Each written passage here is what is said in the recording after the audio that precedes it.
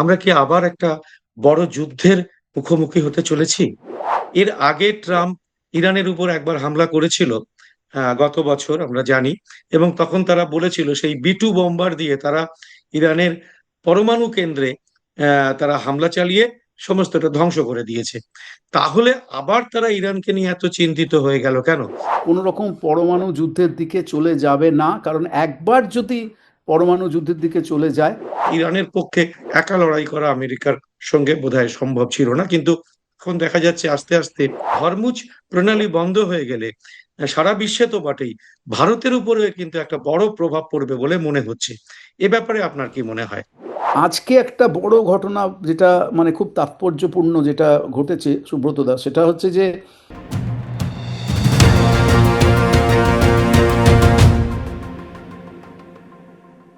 নমস্কার, সবাইকে এই খোলা আড্ডা অনুষ্ঠানে স্বাগত। আমি সুব্রত বসু। আমরা কি আবার একটা বড় যুদ্ধের মুখোমুখি হতে চলেছি? গত কয়েকদিন ধরে আমেরিকার প্রেসিডেন্টের বিভিন্ন বার্তা কিন্তু সেরকমই ইঙ্গিত দিচ্ছে।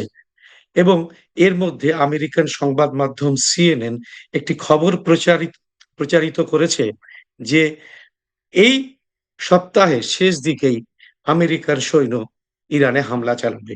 এর মধ্যেই আপনারা জানেন, আমরাও খবর করেছি যে পুরো ইরান কিন্তু এখন একটা ঘেরাটোপের মধ্যে রয়েছে। চারিদিক থেকে তাকে ঘিরে ফেলা হয়েছে আধুনিক নানা রকম সমরাস্ত্র দিয়ে।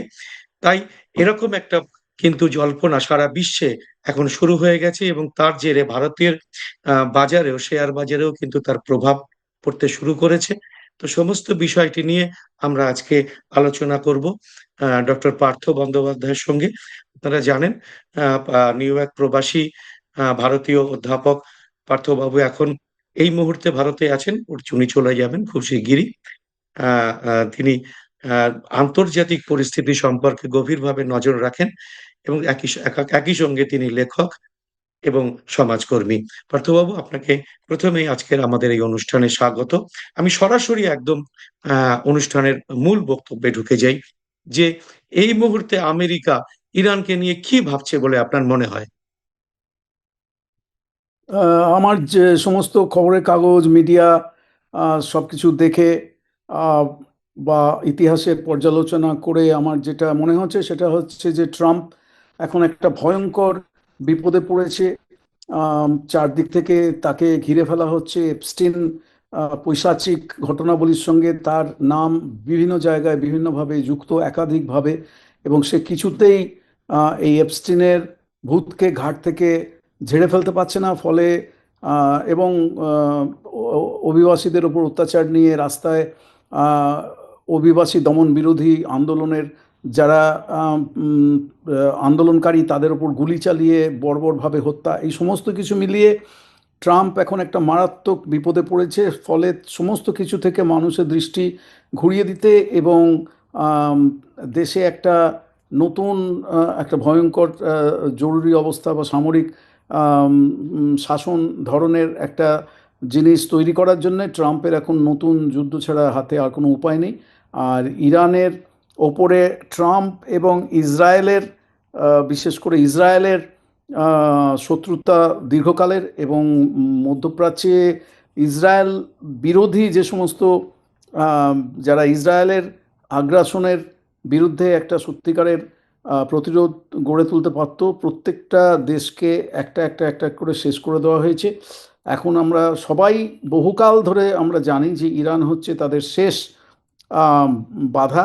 আম, ইরানের তেলের ভান্ডার দখল করতে পারলে তাদের ষোলকলা পূর্ণ হয়, এবং ইরানের ওপর আক্রমণ করার জন্যে আম, তারা একেবারে তৈরি বলে আমরা বিভিন্ন জায়গা থেকে খবর পাচ্ছি, জানতে পারছি। এবং আমার ধারণা যে আহ, দু চার দিনের মধ্যেই ইরানের ওপর নতুন ভয়ঙ্কর আক্রমণ শুরু হবে। এর মধ্যে যে সংবাদ আমরা পাচ্ছি তাতে ইরানের পক্ষ থেকেও কিন্তু তারা পাল্টা অন্তত প্রতিরক্ষার ব্যাপারটা তারা খুব সামনে নিয়ে এসেছে, এবং তারা বলেছে যে তারা প্রয়োজন হলেই হরমুজ প্রণালী বন্ধ করে দেবে।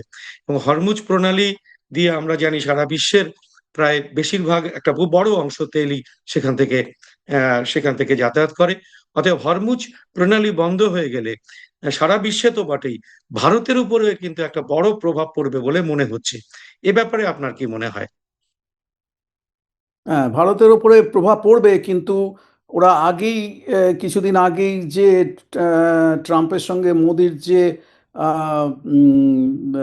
বাণিজ্য চুক্তি হয়েছে, যাতে ভারত সম্পূর্ণভাবে ট্রাম্পের কাছে আত্মসমর্পণ করেছে, সেখানে কিন্তু বলা হয়েছে যে ভারত ইরানের থেকে কোনো তেল কিনতে পারবে না, রাশিয়ার থেকে কোনো তেল কিনতে পারবে না, কেবলমাত্র আমেরিকার তেল এবং ভেনেজুয়েলার তেল ভারত কিনতে বাধ্য হবে। এবং ইরানের, আপনার সঙ্গে আমার আলোচনা হয়েছে, ইরানের কাছ থেকে ভারত যাতে অন্য ঘুরপথেও তেল যাতে না কিনতে পারে, তার জন্যে ওরা গুপ্তচর বৃত্তি করবে, নজরদারি করবে।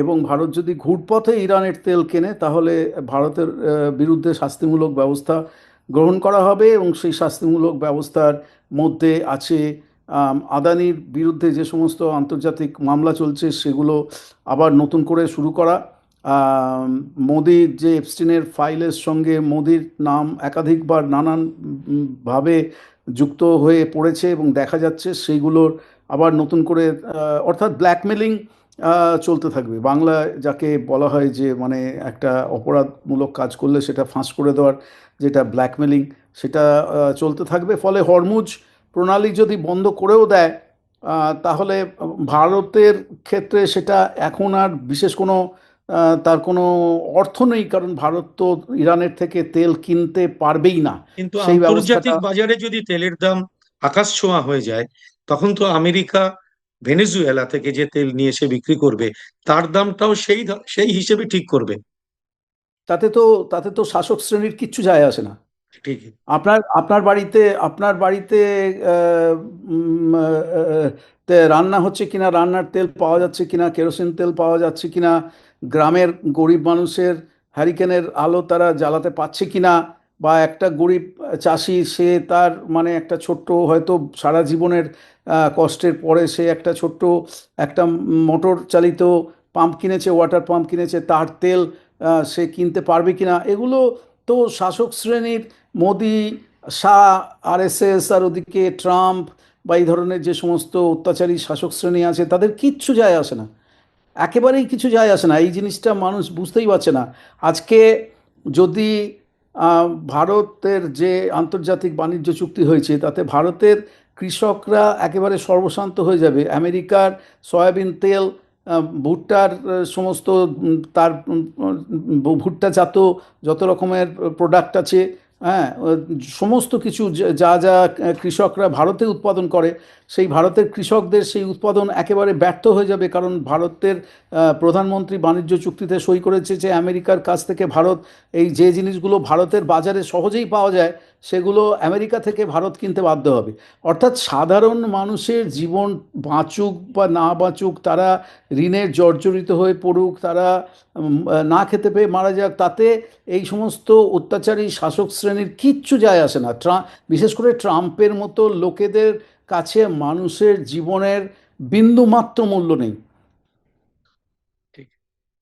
হ্যাঁ, এটা যদি আমরা পরের দিকে আরেকটু এগোই, যে এর আগে ট্রাম্প ইরানের উপর একবার হামলা করেছিল গত বছর আমরা জানি, এবং তখন তারা বলেছিল সেই B2 বোম্বার দিয়ে তারা ইরানের পরমাণু কেন্দ্রে তারা হামলা চালিয়ে সমস্তটা ধ্বংস করে দিয়েছে।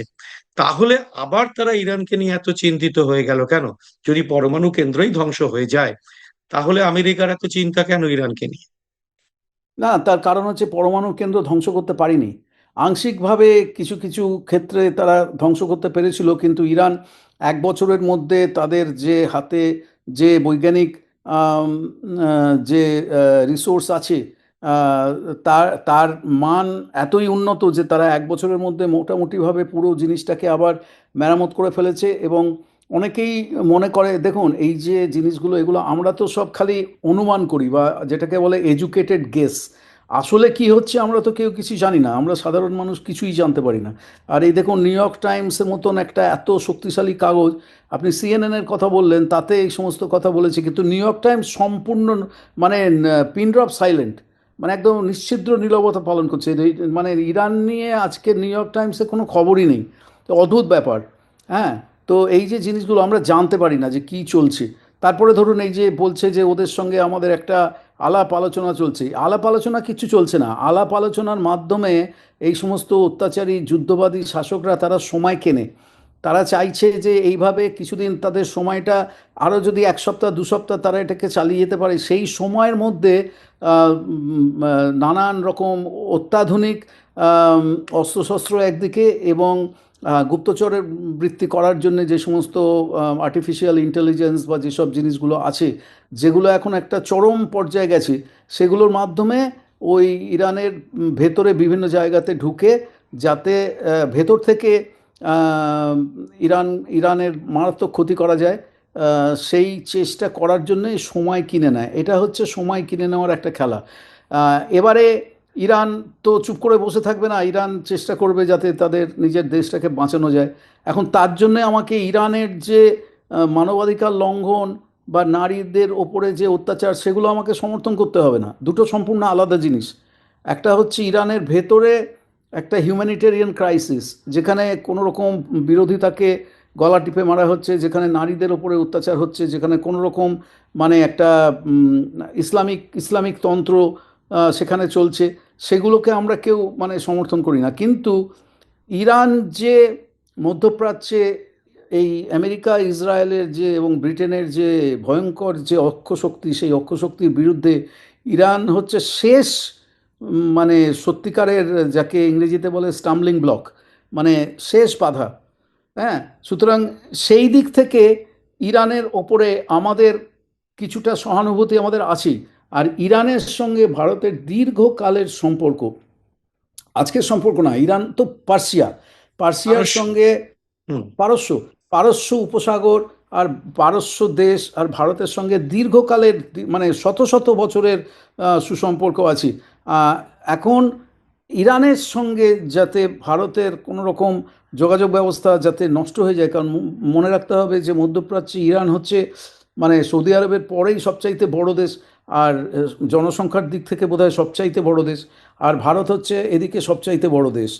ফলে ওরা মাঝখানে পাকিস্তানকে এমনভাবে অস্ত্রশস্ত্র সামরিক সাহায্য, তারপরে বিরোধীদের মানে কণ্ঠরোধ করা। এই দেখুন ইমরান খাঁকে জেলে পচিয়ে মারছে। হ্যাঁ, কেবলমাত্র সে আমেরিকার এই আগ্রাসনের বিরুদ্ধে রুখে দাঁড়িয়েছিল বলে আজকে ইমরান খাঁর মতন একটা মানুষকে জেলে পচিয়ে মারছে বছরের পর বছর ধরে। কেউ জানে না যে তার কি অবস্থা। বড় বড় ক্রিকেট প্লেয়াররা এখন ইমরান খাঁর সপক্ষে তারা বিবৃতি দিয়েছে যাতে তাকে জেল থেকে ছেড়ে দেওয়া হয়। পাকিস্তানকে এমনভাবে ওরা চিরকাল সামরিক সাহায্য দিয়ে এসছে যে পাকিস্তানের কোনো গণতন্ত্র নেই। পাকিস্তান একটা সম্পূর্ণ বেশিরভাগ সময় মানে 1947-এর 14ই আগস্টে পাকিস্তান সৃষ্টির পর থেকে আজ পর্যন্ত পাকিস্তানের 90% টাইম কেবলমাত্র সামরিক শাসনই চলেছে এবং আমেরিকার তাঁবেদার রাষ্ট্র হিসেবে চলেছে। কেন আমেরিকার তাঁবেদার হিসেবে চলেছে? কারণ আমেরিকা পাকিস্তানকে ব্যবহার করেছে ইরান এবং মধ্যপ্রাচ্য আর ভারতের মাঝখানে একটা বাফার হিসেবে ব্যবহার করেছে। আর পাকিস্তানের সঙ্গে ইরানের তো একেবারে পাশাপাশি দেশ। পাকিস্তানের পূর্ব দিকে হচ্ছে ভারত, আর পাকিস্তানের পশ্চিম দিকের প্রথম দেশটাই হচ্ছে মানে ইরানের একটা বিরাট অংশ। তো আরেক দিকে আফগানিস্তান। এখন এই যে অবস্থাটা, এই ভৌগোলিক কারণে পাকিস্তানকে ওরা ওইখানে একটা মাঝখানে একটা ঘাঁটি করে রেখে দিয়েছে, যাতে ইরানের ওপর যদি বোমা বর্ষণ করতে হয়, তাহলে পাকিস্তানে যদি আমেরিকার সামরিক ঘাঁটি থাকে, তাহলে ওই সামরিক ঘাঁটি থেকে মিলিটারি বেস থেকে ইরানের ওপর বোমারু বিমান নিয়ে যাওয়া খুব সহজ। হ্যাঁ, এই জিনিসগুলো বুঝতে হবে। আচ্ছা, আজকে একটা বড় ঘটনা যেটা মানে খুব তাৎপর্যপূর্ণ যেটা ঘটেছে সুব্রতদা, সেটা হচ্ছে যে ইউকে, ব্রিটেনের যে প্রধানমন্ত্রী, ঠিক। হ্যাঁ, তিনি বলেছেন যে আমাদের দেশের কোনো আমেরিকান সামরিক ঘাঁটিকে আমি ইরানের বিরুদ্ধে বোমা বর্ষণ করার ঘাঁটি হিসেবে আমি ব্যবহার করতে দেব না। এটা একটা মানে বিরাট, খুব বড় কথা, এটা খুব- খুব বড় খবর কেন আপনি এটা বললেন এটা। এর ফলে যেটা হবে এটা এই জন্য এটা খুব গুরুত্বপূর্ণ। গুরুত্বপূর্ণ বিষয়, কারণ এটা আন্তর্জাতিক রাজনীতিতে একটা বিরাট, বিশেষ করে হ্যাঁ, ন্যাটোভুক্ত কোনো দেশ। হ্যাঁ, নেটোর যদি এরকম। নেটোর যে সমস্ত হ্যাঁ। দেশগুলো আছে, এবং মনে রাখতে হবে যে ব্রিটেন হচ্ছে আমেরিকার এই সারা বিশ্বের যুদ্ধাপরাধের প্রধান দোসর। তারা হুম। ইরাকের বিরুদ্ধে বোমাবর্ষণ করার সময় আমেরিকাকে সমর্থন করেছিল।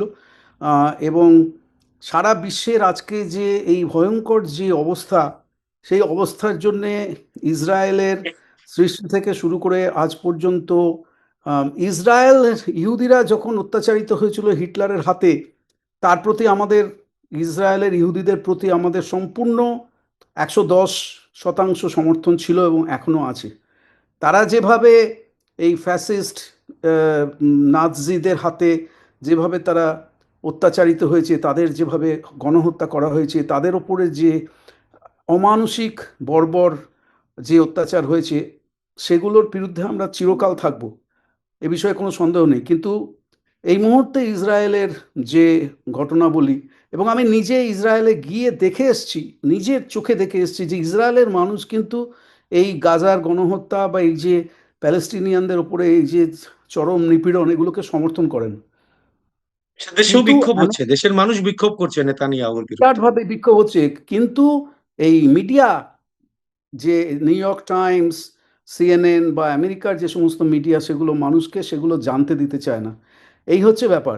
এখন এই যে ব্রিটেনের প্রধানমন্ত্রীর যে অবস্থানটা, সেটা কেন এত বেশি তাৎপর্যপূর্ণ, তার কারণ হচ্ছে, এক নম্বর হলো যে ব্রিটেন জানে যে ব্রিটেন যদি, ব্রিটেনের সঙ্গে ইরানের দূরত্ব তো বেশি না।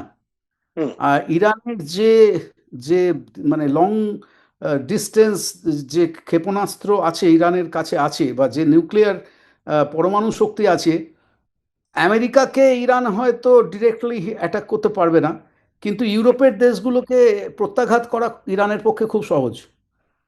ইউরোপ সেই ঝুঁকিটা নিতে চায় না। ইউরোপ সেই ঝুঁকিটা নিতে চায় না। এই কারণে ওদের কোনো ইরানের প্রতি কোনো সহানুভূতি নেই। ওরা কোনো এমন নয় যে ওরা সব হঠাৎ তাদের বোধোদয় হয়েছে যে সত্যিই তো ইরানের ওপর আক্রমণ করাটা তো খুব খারাপ কাজ হচ্ছে, এসো আমরা সেটার বিরুদ্ধে প্রতিবাদ করি, ওসব কিছু না। আসল হচ্ছে, নেটোর দেশগুলো বুঝে গেছে যে আজকে ইরানের হাতে যে শক্তি আছে, ইরানকে যদি আমেরিকা আক্রমণ করে, ইরান যদি তার প্রত্যাঘাত করে, তাহলে নেটোর দেশগুলো আক্রান্ত হবে প্রথমে। এই কারণে ব্রিটেন আজকে এই অবস্থানটা নিয়েছে, এবং আমার ধারণা ফ্রান্সও এই অবস্থান নেবে, কারণ ফ্রান্সের সঙ্গে আবার ইরানের একটা দীর্ঘমেয়াদী, দীর্ঘকালীন একটা আন্ডারস্ট্যান্ডিং আছে। হ্যাঁ, মনে রাখতে হবে যে আয়াতুল্লাহ খোমেনি ফ্রান্সে বহুকাল ছিলেন ইরানে ফিরে আসার আগে পর্যন্ত।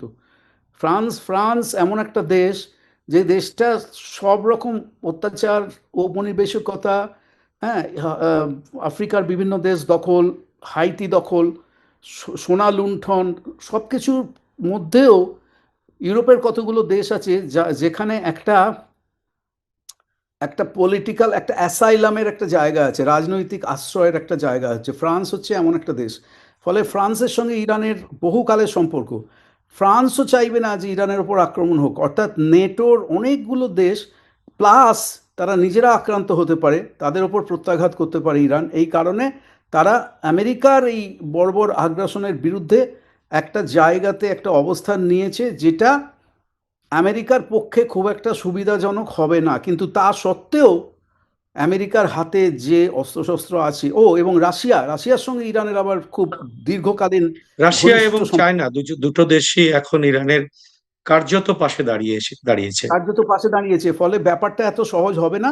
কিন্তু এরা এতই ভয়ঙ্কর, মনস্ট্রাস, দানবীয় শক্তি, যে ওরা কি যে করতে পারে এবং কি যে ওরা তলায় তলায় কি ওরা প্রস্তুতি নিচ্ছে, আমরা কেউ জানি না।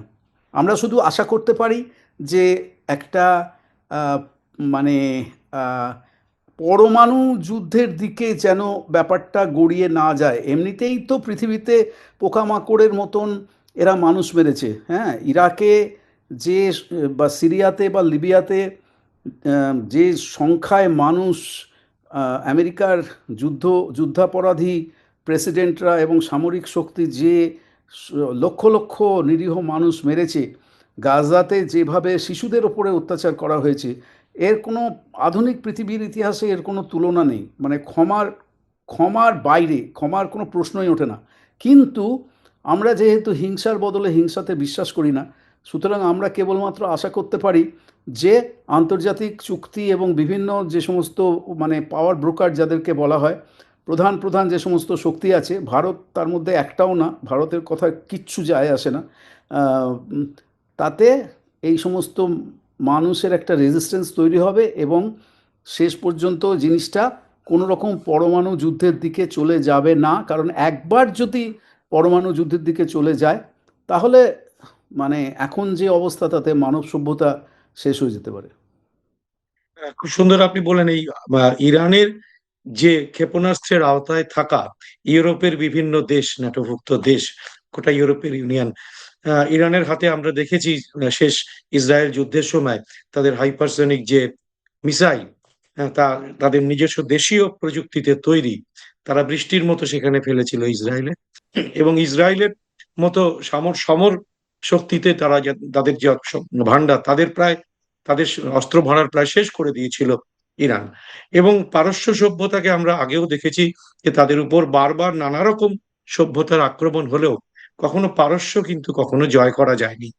কিন্তু এবার এই আমেরিকা যেভাবে তাদের বিভিন্ন সমরাস্ত্র দিয়ে ঘিরে ফেলেছে, আব্রাহাম লিঙ্কনের মতো একটি রণতরী পাঠিয়ে, যেটা অ্যাকচুয়ালি একটা লঞ্চ প্যাড, তো তারপরে তার সঙ্গে আরো কিছু রণতরী এখন পাঠানো হয়েছে।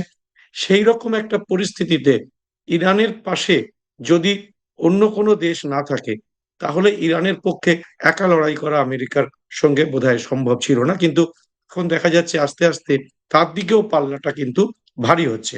এবং বিশেষ করে আপনি যেটা বললেন যে ব্রিটিশ প্রধানমন্ত্রীর বক্তব্যে, এটাতে কি ট্রাম্প একটা বড় ধাক্কা খেলেন? ট্রাম্প ট্রাম্প ধাক্কা খেলেন কিনা আমি জানি না, কিন্তু আমার মনে হয় যে এটা একটা প্রতিরোধ গড়ে তুলতে এটা আন্তর্জাতিক স্তরে এটা একটু সাহায্য করবে এই পর্যন্ত। কিন্তু আমি প্রথমেই বলে রাখছি, আমি কিন্তু কোনো রকম যুদ্ধের বিরোধী। আমি যদি মানে ইরান আপনি আবার ঠিকই বলেছেন, আমরা ইসরায়েলের সবাই তাই। ওপরে না বলছি, মানে আবার আমার কথার আবার অনেকে শোনে, তো আবার এই কে যে আমার কোন কোন দিক থেকে কি ক্ষতি করবে। আমি কিন্তু সমস্ত রকম যুদ্ধ, হিংসা, ঘৃণার বিরুদ্ধে।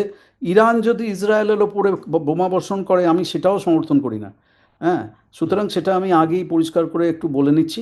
কিন্তু আমার মনে হয় যে এই মুহূর্তে এই যে এপস্টিন ফাইলসের মতন যে একটা পৈশাচিক ঘটনাবলী ঘটে গেছে, সেই ঘটনাতে ট্রাম্প এত বড় বিপদে পড়েছে দেশে এবং বিদেশে, যেখানে প্রিন্স অ্যান্ড্রুর মতন রাজ পরিবারের একজন যুবরাজকে গ্রেফতার করা হয়েছে। মানে নজিরবিহীন ঘটনা একটা, নজিরবিহীন যা ঘটনা। যা সুতরাং কোনোদিন এর হয়নি। চাপে ট্রাম্প এত বেশি বড় ধরনের বিপদে পড়েছে এবং দেশের মধ্যে লক্ষ লক্ষ মানুষ, বিশেষ করে নতুন প্রজন্মের ছেলেমেয়েরা যেভাবে রাস্তায় নেমে এসেছে ট্রাম্প নামক এই দানবীয় অপশক্তির বিরুদ্ধে, হ্যাঁ, ফ্যাসিস্ট শক্তির বিরুদ্ধে, সেটা হাত থেকে বাঁচবার জন্যে ওই আমাদের দেশেরই যেরকম পুলওয়ামা, পহেলগামের মতন এই রাস্তায় যাওয়া ছাড়া ট্রাম্পের হাতে আর কোনো উপায় নেই। ধন্যবাদ পার্থবাবু, আপনার সাথে সময় খুব আজকে অল্প, আমরা জানি, সেই জন্য আপনাকে সংক্ষেপে বক্তব্য রাখতে হলো। সরি। আপনারা সবাই, যারা এই অনুষ্ঠান আপনারা দেখলেন, তাদের কাছে একটাই আমার আবেদন থাকবে যে আপনারা কমেন্ট বক্সে অবশ্যই আপনাদের মতামত জানাবেন লিখে। এবং সেই সঙ্গে আমাদের এই অনুষ্ঠানটা ভালো লাগলে আমাদের এই ধরনের অনুষ্ঠান করার জন্য আরো উৎসাহ যোগাতে আমাদের চ্যানেলগুলো আপনারা সাবস্ক্রাইব করে নোটিফিকেশন বেলটা অবশ্যই চালু করে রাখবেন। তো আপনাকে অনেক ধন্যবাদ এবং নমস্কার। আপনি আবার এর পরে যুক্ত হব আমরা। আপনি বোধহয় তখন নিউ ইয়র্কে থাকবেন। এদেশ থেকে বোধহয় এটাই আমাদের শেষ প্রোগ্রাম। এর পরের প্রোগ্রাম আমরা দেখাতে পারবো নিউ ইয়র্ক থেকে। আপনাদের সবাইকে নমস্কার।